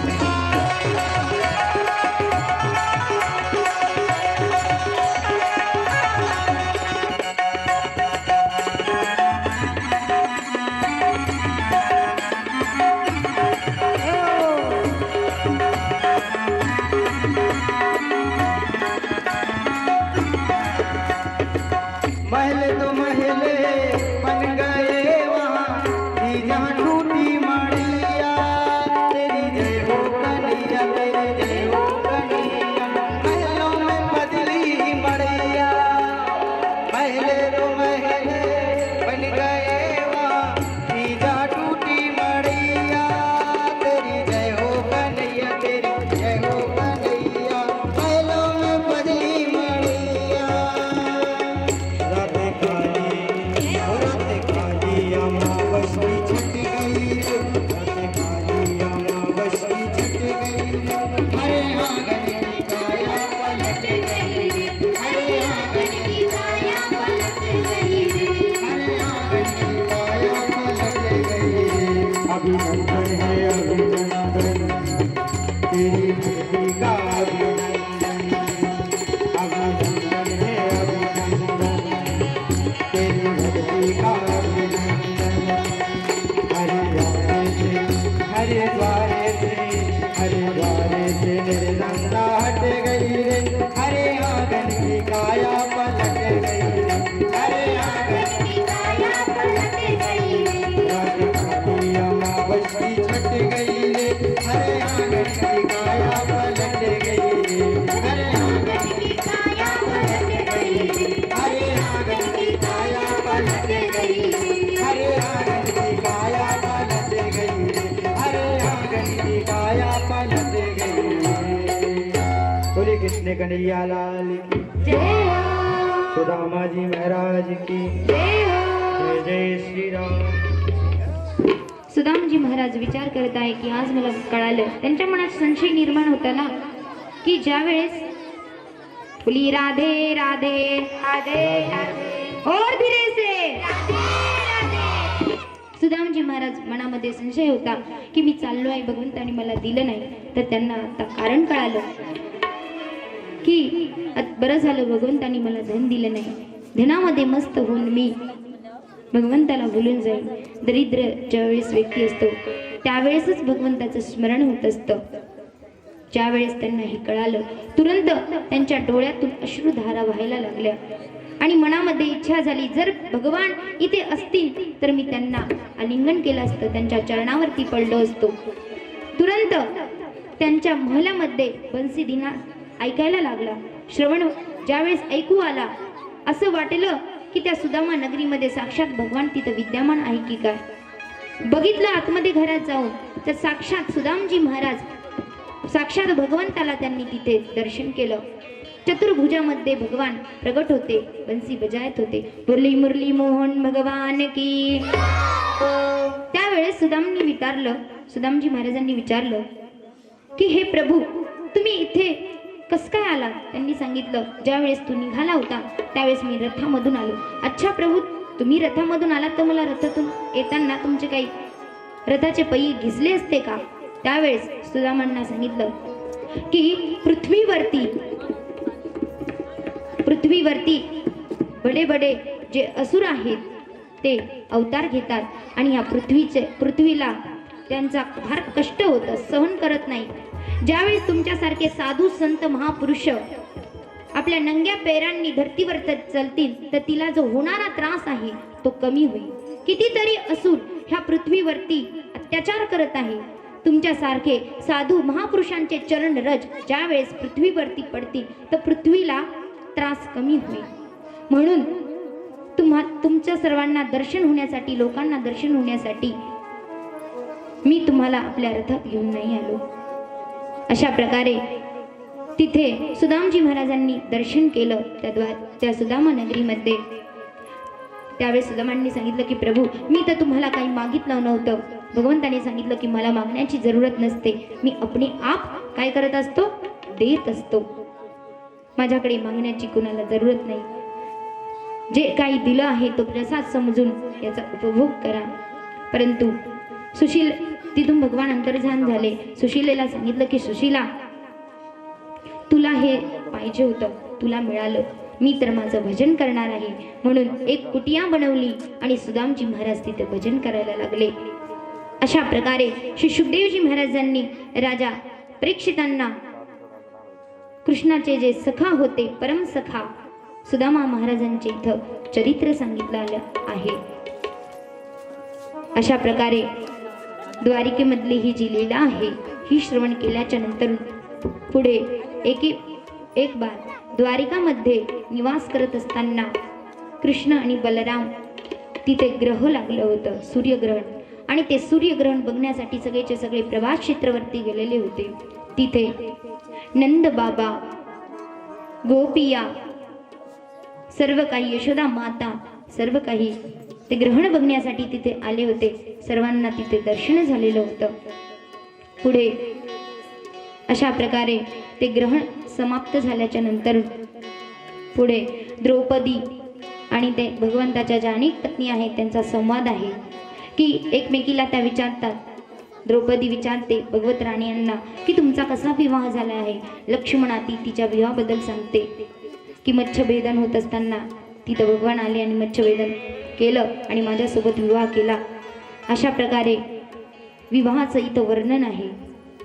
आपसमध्ये त्या बोलत आहे. इकडे राजा परीक्षितांनी शुकदेवजी महाराजांना विचारलं की मेरी जो दादी है मतलब सुभद्रा, तिचा विवाह कसं काय झाला अर्जुनासोबत. तर इथे विवाहाचं वर्णन आहे. एके दिवशी ज्या वेळेस सांगितलं होतं की 2 महिने आणि 12 दिवस पंचपांडवांची जी पत्नी आहे द्रौपदी एकेकांकडे निवास करणार. जर कुणी चुकून एकाच्या रूममध्ये जर गेलं तर त्याला काय होईल, मुंडन करावं लागेल आणि ब्राह्मणाचा वेश धारण करून एका सालासाठी इकडे तिकडे परिभ्रमण करावं लागेल. त्यावेळेस अर्जुनास तीर्थयात्राया अर्जुनाकडून गलती झाली. कारण की एक गायच्या मागे एक कसाई धावत होता. त्याला रोखवण्यासाठी अर्जुन गेले. त्यावेळेस द्रौपदी युधिष्ठिरांच्या पाशी होती. गेल्याच्या नंतर धनुर घेऊन आले तर त्यांना तिथे 1 वर्षाचा अज्ञातवास झाला. त्यांचं मुंडन आदी केलं आणि ब्राह्मणाचा वेश धारण करून ते विद्यमान इकडे तिकडे विचरण करायला लागले. तीर्थयात्रा आदी करत असताना त्यांना कळालं की जी भगवंताची बहीण आहे सुभद्रा, हिचा विवाह बलरामजी दुर्योधनासोबत करत आहे. आणि ते तुरंत त्रिरंगीच्या वेशामध्ये होते आणि त्यांनी तुरंत द्वारिकामध्ये प्रवेश केला. आता द्वारिकाचे एक एक कप्पा त्यांना सर्व माहीत होता. सगळ्यांविषयी ते जाणत होते. ज्योतिषाचं रूप धारण केलं. एका पेडाखाली बसले. द्वारिकेचे जितके बी सारे लोक होते तिथे आपलं भविष्य बघण्यासाठी येत होते. आणि हे अर्जुन द्वारिकामधलं तर सर्व त्यांना काही माहीतच होतं. तर एकेकाविषयी ते सांगायला लागले की तुझं नाव हे, तुझं नाव हे, बडा ज्योतिषी आहे. त्यावेळेस बलरामांनी काय केलं, सगळ्यांनी येऊन बलरामांना सांगितलं बडे ज्योतिषी आहेत, महात्मा आहेत. तर एकदा गृहमाणानी आतिथ्येन निमंत्रण, एके दिवशी त्यांना बोलवलं, आमंत्रण दिलं भोजनाचं. त्यावेळेस अर्जुन तिथे आले. भगवंत तर तुरंत पेचानले की हा कोणी ओर नसून, त्रिरंगी महात्मा नसून हा कोण आहे, अर्जुन आहे. परंतु ते पण शांत बसलेले होते. त्यांना सुभद्रा जेवायला आधी वाढत होती. त्यावेळेस सुभद्राला सांगितलं की मी अर्जुन आहे. अर्जुनाने सांगितलं की हे सुभद्रा मी अर्जुन आहे. सुभद्राने बघितलं, अरे हे तर अर्जुन आहे. तर अर्जुनाने सांगितलं की ज्यावेळेस तू देवीच्या मंदिरात जाशील त्यावेळेस मी माझा रथ घेऊन येईन आणि तुझं तिथून अपहरण करीन आणि आपण दोघं तिथून जाऊ. तिला पण दुर्योधनासोबत विवाह नव्हता करायचा. अर्जुन पसंत होते म्हणून तुरंत तिने सांगितलं हो. आणि हे जेवढं सर्व करत असताना कृष्णांची आज्ञा घेतलेली होती. अर्जुनाने सांगितलेलं होतं आणि कृष्णांची पण इच्छा होती की माझ्या सख्यालाच माझी बहीण जावी. म्हणून इकडे ज्यावेळेस सुभद्रा माता मंदिरामध्ये गेली, तिकडून आली, तुरंत अर्जुन त्रिदंडी महात्माच्या रूपामध्ये आले. त्यांनी जी सुभद्रा होती तिला हात पकडला आणि रथामध्ये बसवलं. पण आश्चर्याची अशी बात, आता सुभद्रा रथ चालवायला लागली आणि त्रिदंडी जे महात्मा होते त्यांच्या हातात जो दंडा होता तो त्यांनी खोलला. त्याच्या सारंग धनुर्धारी होते, धनुष्य हातात धारण केलं आणि जेवढे पण काही सैनिक त्यांच्या मागे लागले तर त्यांचा वध करायला लागले. इकडे बलरामांनी सांगितलं की पटकन सैनिक तयार करा आणि पळा, माझ्या बहिणीचं अपहरण होत आहे. इकडे जे काही ऋषीमुनी बसलेले होते ते म्हटले, इथे सुभद्राचं अपहरण नाही होते, सुभद्रानेच त्रिदंडी महात्माचं काय करत आहे, अपहरण करत आहे. कारण सुभद्रा खुद रथ चालवत आहे आणि त्रिदंडी जे महात्मा आहेत ते मागे बसलेले आहेत. तुरंत बलराम पण धावायला लागले तर कृष्णांनी इथे चरण पकडलेलं आहे. गृहीत पाद कृष्णेन, कृष्ण भगवंतांनी पटकन त्यांचं चरण पकडलं आणि सांगितलं की जाऊ नका बलरावजी, जाऊ नका. हे कोणी और त्रिदंडी महात्मा नाही आहेत, हे तर कोण आहेत, अर्जुन आहेत. त्यावेळेस बलरामांनी विचारलं तर अर्जुन आहे तर अशा रूपामध्ये का आहे. त्यांनी सांगितलं की तुम्ही दुर्योधनासोबत सुभद्रेचा विवाह करत होते, म्हणून त्यांना ज्यावेळेस कळालं त्यावेळेस तिचा विवाह न व्हावा म्हणून त्यांनी तिचं काय केलेलं आहे, अपहरण केलेलं आहे. आणि अशा प्रकारे सर्व सांगितलं तर ते पण म्हणाले की ठीक आहे, अर्जुनासोबत आपल्या सुभद्रेचा विवाह करूया. धूमधाम मध्ये द्वारिकामध्ये सुभद्रेचं आणि अर्जुनाचा विवाह झालेला आहे. आगे 90 अध्याय में होलीचा वर्णन केलेला आहे. 16,108 राण्यांसोबत भगवंताने होळी खेळलेली आहे. होळीचं कुठं वर्णन नाही, पण इथे 90 जे अध्याय आहे दशम स्कंदाचा 90 अध्याय, या ठिकाणी होळी खेळल्याचं इथं द्वारिकामध्ये वर्णन आहे. आता आपण दशम स्कंदाला प्रणाम करूया आणि एकादश स्कंदामध्ये प्रवेश करूया. या ठिकाणी श्री सुखदेवजी महाराज राजा परीक्षितांना सांगतात की गोविंद भुजगुप्तायां द्वारवत्यां कुरुद्वः आवत्सिन नारदो भीष्मं कृष्णोपासन लालसा. गोविंद भुजगुप्तायां द्वारवत्यां कुरुद्वः, गोविंदाचं दर्शन करण्यासाठी देवऋषी नारदजी हमेशा द्वारिकामध्ये येतच असायचे. का? कृष्णोपासन लालसा. भलेही ते नारायण करायचे, परंतु ज्यावेळेस भगवंतांनी कृष्ण रूप अवतार धारण केला, कृष्णामध्ये जे 4 गुण अधिक असल्यामुळे नारायणामध्ये 4 गुण अधिक नाहीये. कृष्ण अवतार धारण केला, हे 4 जे गुण आहेत ह्या गुणांना मोहित होऊन नारदजी हमेशा द्वारिकेमध्ये काय यायचे, त्यांचं दर्शन करायला यायचे. भगवंताचं रूप माधुर्य आहे, गुण माधुर्य आहे, लीला माधुर्य आहे आणि वेणू माधुर्य आहे. हे माधुर्य बघताच म्हणून नारदजी हमेशा द्वारिकेमध्ये काय करायचे, दर्शनासाठी यायचे.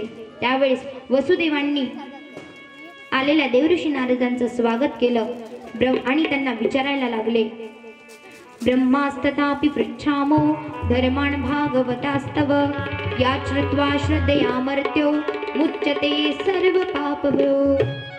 सांगितलं की हे ब्रह्मण, मी तुम्हाला आता एक विचारणार आहे, भागवत धर्माविषयी विचारणार आहे, तर तुम्ही मला श्रद्धापूर्वक सांगा, मला भागवत धर्म काय आहे हे श्रवण करायचं आहे. त्यावेळेस श्री नारदांनी वसुदेवांना निमी महाराजांचा एक सत्र भरलेला होता. तुम्ही चतुर्थ स्कंदामध्ये कथा श्रवण केली. जे ऋषभ भगवान होते त्यांचे 100 पुत्र होते, त्याच्यातला एक महाराज भरत होते आणि जे 9 होते योगेश्वर बनलेले होते, मतलब संन्यासीचं रूप धारण केलं होतं आणि ते विचरण करत होते. तर हेच ते 9 योगेश्वर आहेत. कवी, अंतरिक्ष, प्रबुद्ध, पिपलायन, आवीर, होत्र, द्रुमिलस्य आणि करभाजन, हे 9 योगेश्वर आहे. आणि तो एकदा निमी सत्रम उपजग्मुर्दृच्छया, ज्यावेळेस निमी महाराजांचा यज्ञ आधी होत होता त्या ठिकाणी हे 9 योगेश्वर तिथं आले.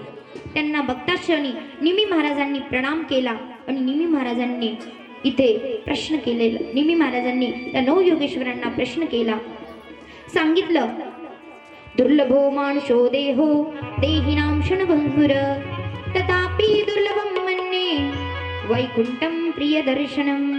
सांगितलं की हा जो मनुष्य शरीर आहे फार दुर्लभ आहे, क्षणभंगुर आहे. आणि आणखी एक दुर्लभ म्हणजे तत्रापि दुर्लभम मन्ये वैकुंठम प्रियदर्शनम. वैकुंठ को प्रदान कराने वाले साधु महापुरुषों का संग भी बहुत दुर्लभ है. संतांचं दर्शन व्हायला सुद्धा फार भाग्य लागतं. आणि आज साक्षात तुम्ही आमच्या या यज्ञामध्ये आलेल्या आहात. आणि मी तुम्हाला एक प्रश्न विचारत आहे की धर्मान भागवतान ब्रूत यदी. मला तुम्ही भागवत धर्माविषयी काय करा, ज्ञान सांगा. तर देवऋषी नारदजी वसुदेवांना सांगता आहेत की निमी महाराजांनी प्रश्न केलेला आहे, भगवत धर्मांबद्दल विचारलेला आहे. त्यावेळेस हे 9 जे योगेश्वर आहेत उत्तर दिलेलं आहे की भागवत धर्म कशाला म्हणतात. तर जे काही सांगितलं ते मी तुला आता सांगणार आहे. देवऋषी नारदजी वसुदेवांना सांगत आहे आणि इकडे निमी महाराजांना जे 9 योगेश्वर आहेत सांगत आहे की भागवत धर्म काय आहे. एवे भगवता प्रोक्ता उपायात्मलब्धये अंजसा पुमान विदुषाम विद्युम भागवतान हितान. एवे भगवता प्रोक्ता, परमात्मा की प्राप्ति के लिए परमात्मा ने जो उपाय बताए हैं उसे क्या कहते हैं, भागवत धर्म बताया जाता है. सांगितलं की भगवंतानी काय सांगितलेलं आहे. कायेन वाचा मनसेंद्रियैर्वा बुद्ध्यात्मना वा निसृत स्वभावा करोति यद्यात् सकलं परस्मै नारायणायेति समर्पयेत. भगवान या पृथ्वीवरती अवतार का धारण करतात. धर्म संस्थापनार्थाय, धर्म आदी स्थापन करण्यासाठी अवतार धारण करत असतात. आणि जे भगवंताचे भक्त आहेत ते काया वाचा मनसेंद्रियैर्वा, आपल्या वाणीद्वारे मनाद्वारे भगवंत आपले जे काही आहे करोति यत् सकलम परस्मै, जे काही कर्म आहे हे भगवंताला समर्पित करणं. भगवंतानी सांगितलेलं आहे काही पण करा पण मला काय करा, नारायणायेति समर्पयेत. सर्व कर्म समर्पित करणं मतलब परमात्मा की प्राप्ति के लिए जो जो उपाय बताए जाते हैं उसे कहते हैं भागवत धर्म. पुढे राजाने विचारलं, शुभदेव राजा निमीने विचारलं की भागवताचे जे लक्षण आहेत ते काय आहे, म्हणजे भागवत कशाला म्हणतात.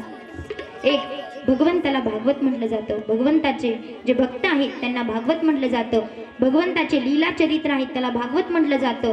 आणि भगवंताचे जे भक्तांचे लीला चरित्र आहेत त्याला सुद्धा भागवत म्हटलं जातं. तर भागवत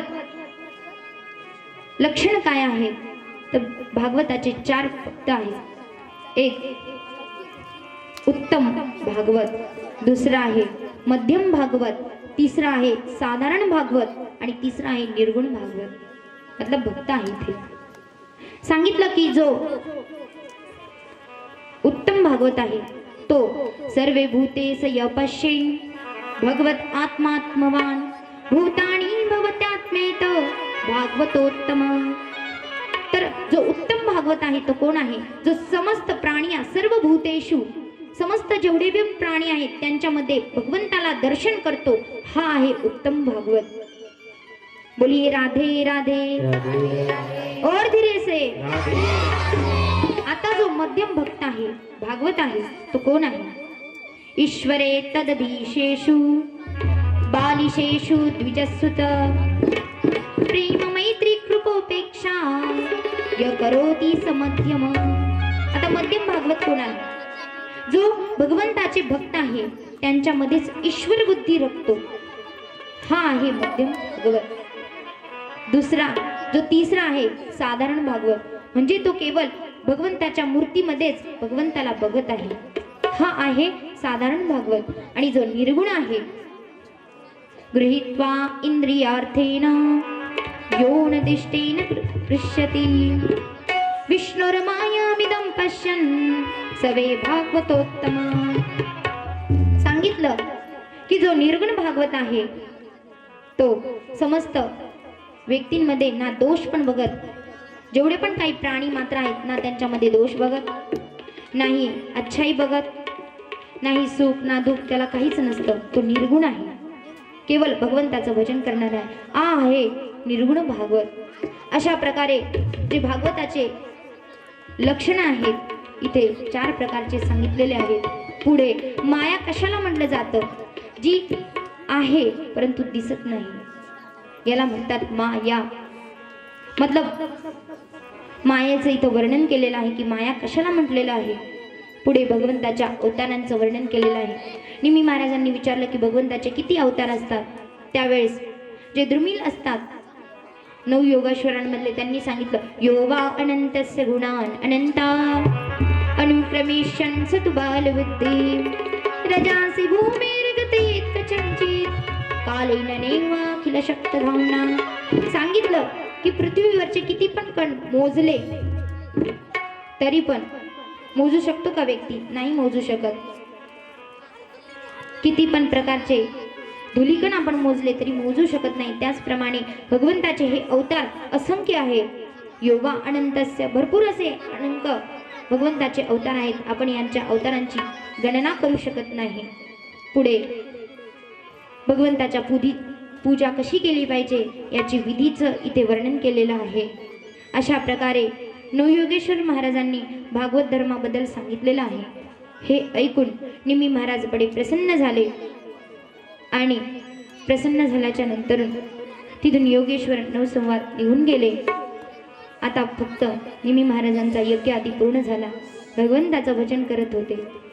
इकडे नारदजी वसुदेवांना भागवत धर्माबद्दल सांगितलं की भगवंतांनी प्राप्तीसाठी जे काही उपाय सांगितलेले आहेत त्यालाच भागवत धर्म असं सांगितलं जातं. अशा प्रकारे भागवत धर्माचा उपदेश ऐकून वसुदेवजी महाराजांनी आपल्याला तृप्त मानलेला आहे. देवऋषी नारदजी तिथून निघून गेले. निघून गेल्याच्या नंतर पुन्हा भगवंताचं भजन करीत राहिले. इकडे देवता आदी सर्व आकाशामध्ये विद्यमान होते. आता भगवंताला या पृथ्वीवरून 125 साल तक पूर्ण झालेलं होतं. देवता आदी सर्वजण भगवंतापाशी आले आणि विनवणी करायला लागले की प्रभू, तुम्ही कशासाठी अवतार धारण केला होता? धर्म संस्थापनार्थाय संभवामी युगे युगे, धर्माची स्थापना करण्यासाठी, असुरांचा वध करण्यासाठी तुम्ही अवतार धारण करतात. आता तुमची लीला अनेक सारे पृथ्वीवरचे जे दुष्ट राजा आहेत त्यांची मृत्यू झालेली आहे आणि आता तुम्ही काय करा, स्वधामाला निघून या. भगवंतांनी सांगितलं की माझे 1,61,080 पुत्र आहेत, त्यांचे पण आणखी पौत्र आहेत, बडे उदमबाजी करत आहेत. त्यावेळेस एका ब्राह्मणाकडून त्यांना श्राप लागला. जो सांब नावाचा मुलगा होता, एका मुलीचं रूप धारण करून आले आणि विचारलं की हिला काय होणार आहे. त्यावेळेस त्या ऋषी महात्म्यांनी डोळे बंद करून बघितलं, हे साधू महापुरुषांची काय करत आहे, चेष्टा करत आहे. तुरंत त्यांना सांगितलं की जो कोणी यदुवंशाला श्राप दिला तुमच्या कुळामध्ये एक पण यदुवंशी राहणार नाही.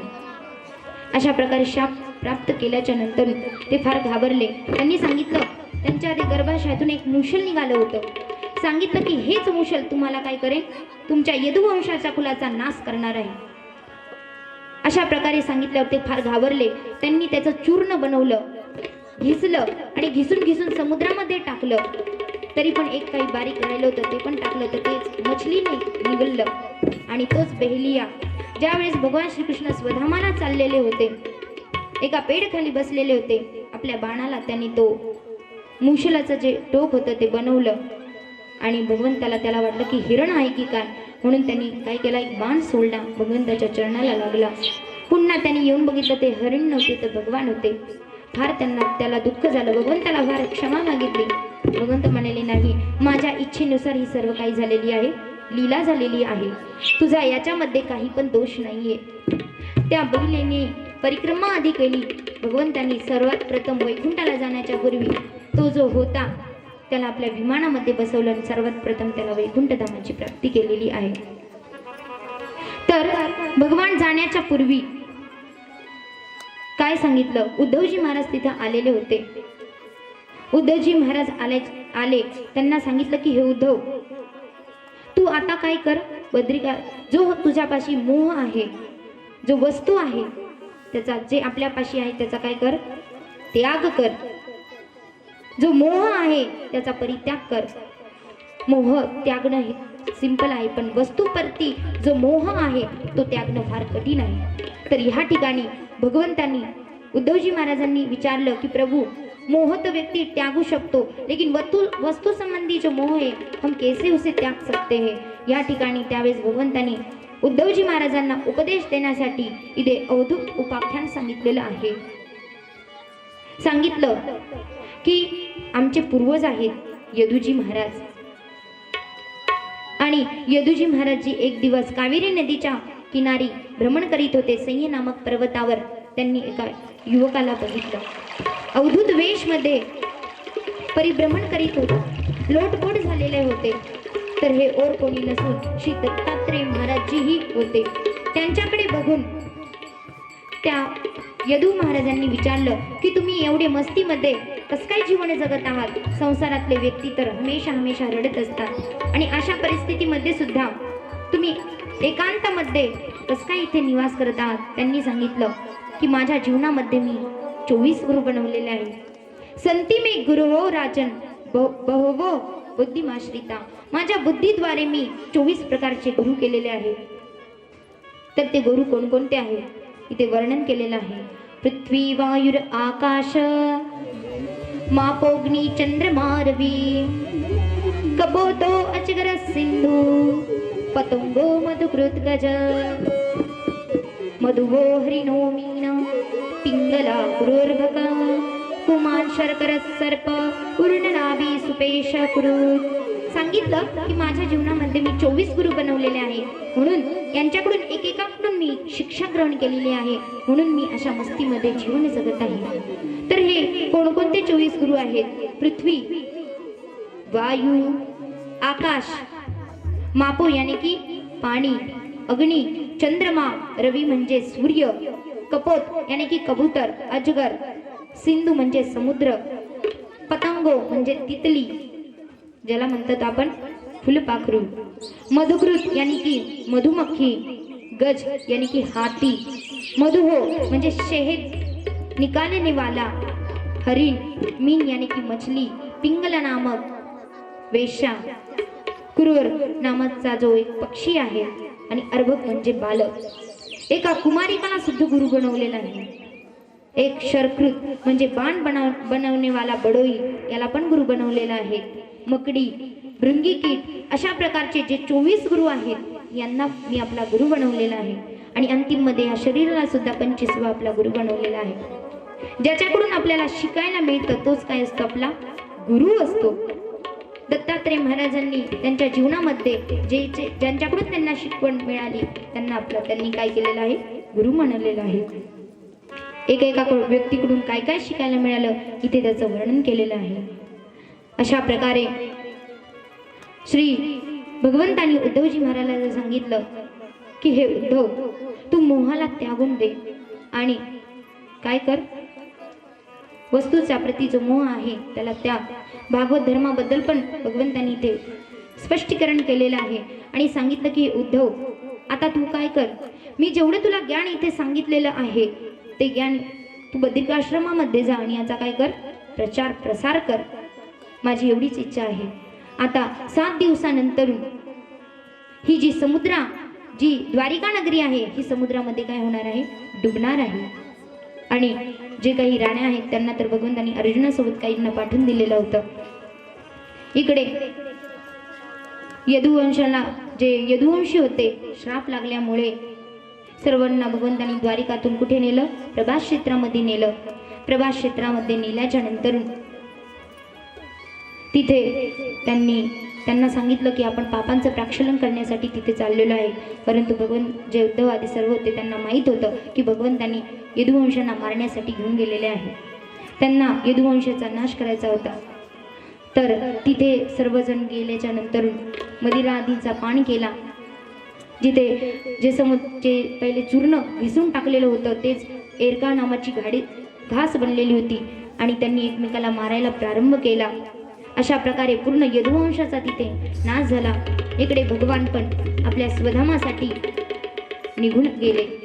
अशा प्रकारे भगवान 125 साल तर या धराभूमीवरती राहिले आणि त्याच्यानंतर ते कुठे गेले, स्वधामामध्ये निघून गेले. इकडे गुरुदेव शुकदेवजी राजा परीक्षितांना वर्णन करून सांगत आहे. भरपूर असं सूतजी महाराज शौनकादी ऋषींना सांगतात. अशा प्रकारे भगवंत गेल्याच्या नंतर जी द्वारिका नगरी होती ती समुद्रामध्ये विलीन होऊन गेली.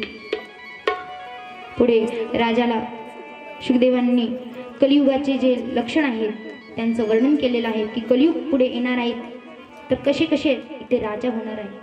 राजांचं इथं वंशजांचं वर्णन केलेलं आहे. कलियुगामध्ये लोक कशा प्रकारचे पैदा होणार आहेत. पुढे 4 प्रकारचे प्रलय सांगितलेले आहेत. नैमित्तिक, आत्यंतिक, नित्य प्रलय कशा प्रकारे होतात याचं वर्णन केल्याच्या नंतर शुकदेवजी महाराज राजा परीक्षितांना सांगतात. आता अशा प्रकारची ही सर्व बाललीला आधी श्रवण करता करता आता शेवटचा 7वा दिवस होता. राजा परीक्षितांना शुकदेवजी महाराज सांगतात, तम तू राजन मदिष्येति पशु बुद्धी इमाम जही. शुकदेवजींनी राजा परीक्षितांना अंतिम उपदेश देत आहे की हे राजन, तू मरने वाला है, ये पशु बुद्धी को त्याग दो. कारण की मी तुला आतापर्यंत एवढ्या ज्या काही कथा सांगितलेल्या आहेत केवळ याचा एकच सार आहे. अहम ब्रह्म परम धामम ब्रह्माहम परमम पदम. सांगितलं की हे राजन, तू आता मरशील ही काय कर, बुद्धी त्यागून दी. पशुबुद्धी आहे ही. केवळ अहम ब्रह्मास्मी. तू कोण आहे? ब्रह्म आहे. ब्रह्म, तू ब्रह्माचं चिंतन कर. आत्म्याला परमात्मामध्ये समाविष्ट कर. तक्षक येईन तुला चावेल, तुझ्या शरीराला चावेल, आत्मा नाही. आत्मा हा निर्मुक्त आहे. अशा प्रकारची तू ही जी बुद्धी आहे त्यागून दे. त्यावेळेस परीक्षितजी महाराज राजा शुकदेवांना गुरुदेव शुकदेवांना सांगतात की सिद्धोस्मी अनुगृहीतोस्मी भवता करुणात्पना श्रावितो युच्च मे साक्षान् दिनो नै निधनो हरी. सांगतात की मी सिद्ध झालेलो आहे. का? कारण तुमच्या मुखाद्वारे भगवंताची कथा मी तुमच्या मुखातून श्रवण केलेली आहे. मला पूर्ण ज्ञान झालेलं आहे की आत्मा हा शरीरापासून लिप्त असतो. मी आता ध्यान करीन आणि जो आत्मा आहे ती परमात्मामध्ये लीन करीन. आणि अशा प्रकारे मी तुमच्या या कथांद्वारे सिद्ध झालेलो आहे. इकडे आता शुकदेवजी महाराज कथा पूर्ण झाल्याच्या नंतर तिथून निघून गेले. आशीर्वाद दिला आणि पुन्हा तिथून गेले. भगवंताचे जे श्लोक आहेत त्यांचं गुणानुवादत, त्यांचं जीवनच ते आहे, गुणानुवादत करत निघून गेले. इकडे गंगाजीच्या किनाऱ्यावरती परीक्षितजी महाराज जी विद्यमान होते त्यांनी आता ध्यान केलं. गंगाजीचे दर्शन केल्याच्या नंतर ते एका आसनावरती बसले. आसनावरती बसवून त्यांनी ध्यान करायला प्रारंभ केला आणि जी आत्मा आहे ती परमात्म्यामध्ये लीन केली आणि वरती जाऊन ते बघत होते. त्यांचा जो शरीरातून त्यांनी आत्मा परमात्म्यामध्ये लीन केलेली आहे. इकडे जो ब्राह्मणाने श्राप दिला होता शृंगी ऋषींनी की तक्षक नाग येणार आहे, आता हा तक्षक नाग श्री राजा परीक्षितांना डसण्यासाठी निघालेला आहे. बोलिए राधे राधे. और धीरे से.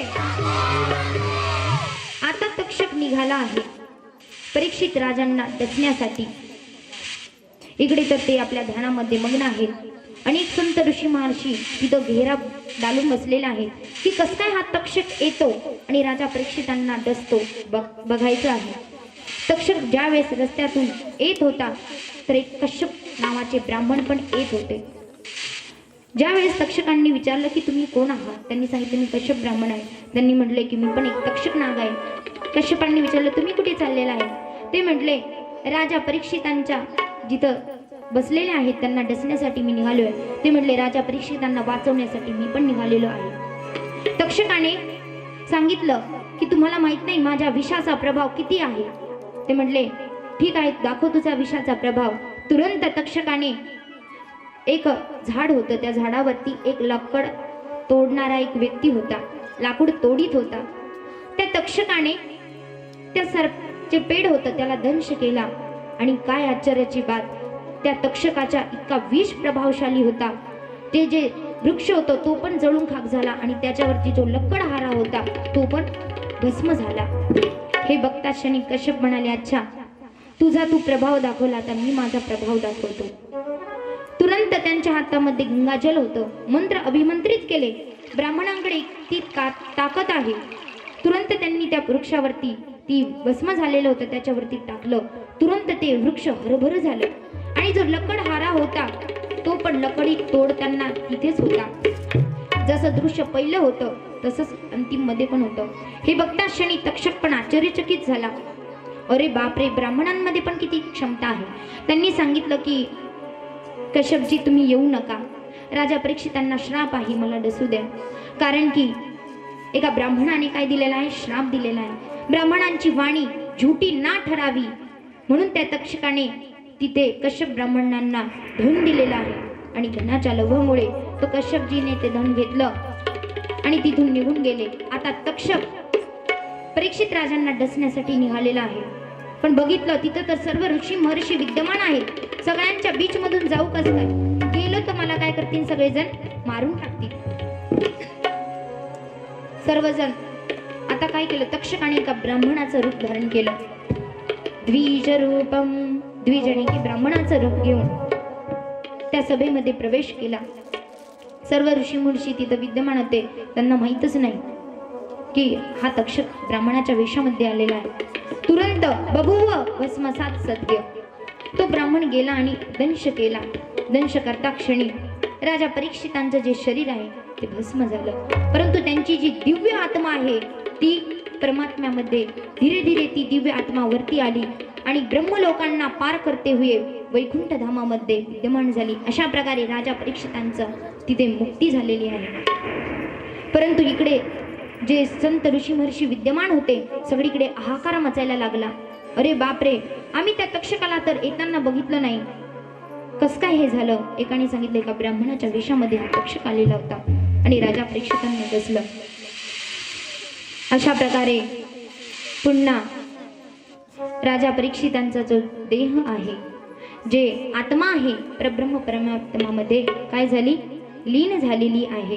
अशा प्रकारे श्री सुखदेवजी महाराजांनी राजा परीक्षितांना ही श्रीमद भागवत कथाचा पान केलं आणि परीक्षित राजा मुक्त झालेले आहेत. बोलिए राधे राधे और धीरे से.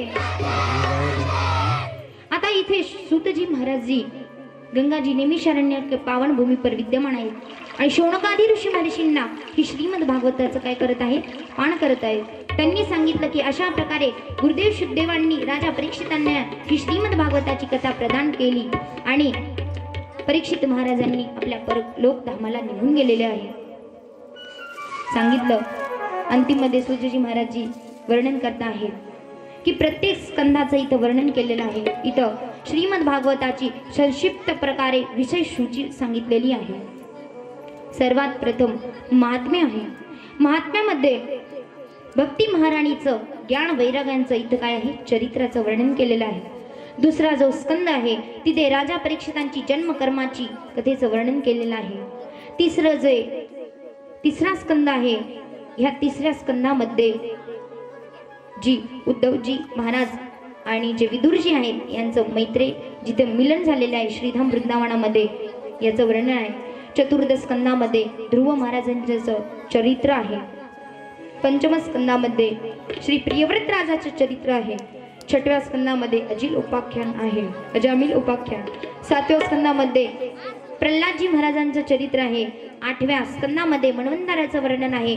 नवव्या स्कंदामध्ये सूर्यवंश चंद्रवंश जितने भी प्रकारचे राजा झाले त्यांचे वंशावली नवम स्कंदामध्ये सांगितलेली आहे. दशम स्कंदामध्ये भगवंताच्या लीलांचं चरित्रांचं वर्णन केलेलं आहे. स्वधागमंतकची पूर्ण लीला भगवंतांनी काय काय लीला केल्या हे दशम स्कंदामध्ये वर्णन केलेलं आहे. 11व्या स्कंदामध्ये जे भागवताचं लक्षण काय आहे, भागवत धर्म कशाला म्हणतात याच्याबद्दल माहिती सांगितलेली आहे. आणि 12 स्कंदामध्ये कलियुगातले जितने बी प्रकारचे राजा पुढे कोणकोणते होणार आहेत, कलियुगातल्या लोकांचे कशा प्रकारे निर्मिती होणार आहेत, त्यांचे लक्षण काय आहेत याचं वर्णन ह्या 12 स्कंदामध्ये केलेलं आहे. अशा प्रकारे हा 12 स्कंदांचा श्रीमद भागवत आहे. अशा प्रकारे सर्व वेद वेदांत सार सगळ्या सार आहे पुराणांचं हे श्रीमद भागवत सार आहे. सांगितलं जातं की निम्न गाणाम यथा गंगा देवानाम अच्युतो यथा वैष्णवानाम यथा शंभू पुराणानाम इतम मधुर.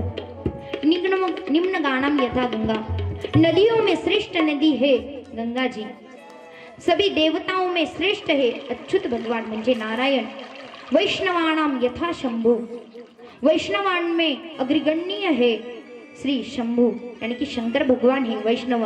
आणि पुराणानाम इदम महत् यानी कि पुराणों में श्रीमद् भागवती का है श्रेष्ठ है.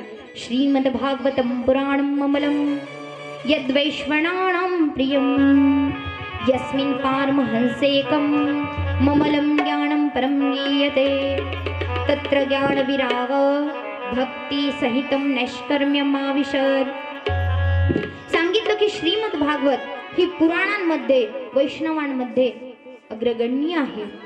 ह्या श्रीमद् भागवताची निर्मिती कोणी केलेली आहे? यस्मिन पारमहंस, जे परमहंस कोटीचे जे ऋषीमुनी आहेत म्हणजे शुकदेवजी महाराज जे निर्गंता आहेत, ह्या ऋषी महर्षींनी ह्या श्रीमद् भागवताचं पान केलेलं आहे.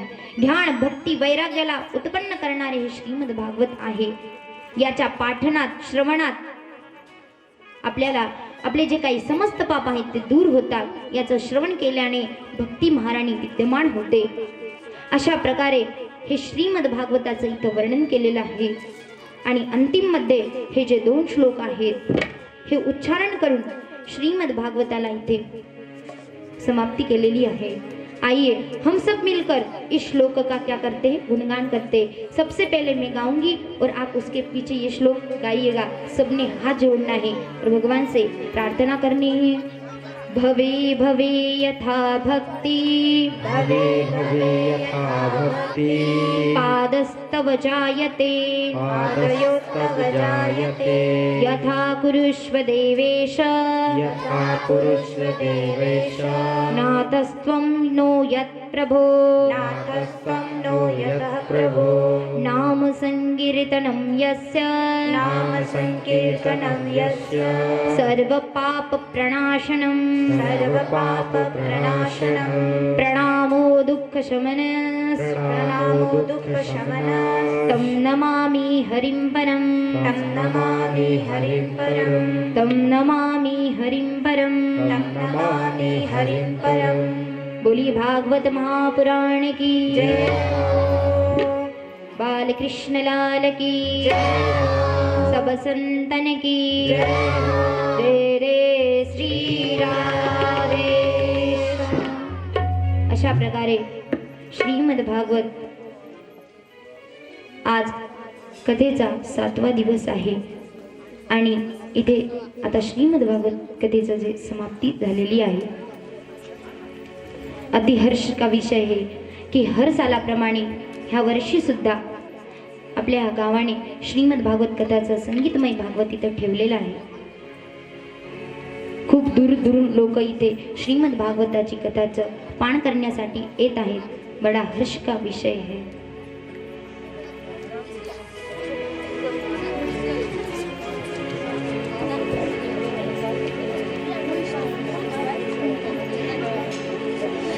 ह्या जे कार्यक्रम ज्यांनी ठेवलेला आहे आपले हे समस्त आपल्या गावातील समस्त गावकरी मंडळी, संत जगद्गुरु तुकोबाराय सेवा मंडळ यांनी इथे श्रीमद् भागवत कथाची ठेवलेले आहे. अति हर्ष का विषय हे. सगळ्यांच्या चरणीवरती कोटी कोटी प्रणाम. जे ह्या कथेचे मेन अध्यक्ष आहेत ते आपले तात्या RD शिंदे यांच्या चरणावरती कोटी कोटी वंदन, आभारी आहे.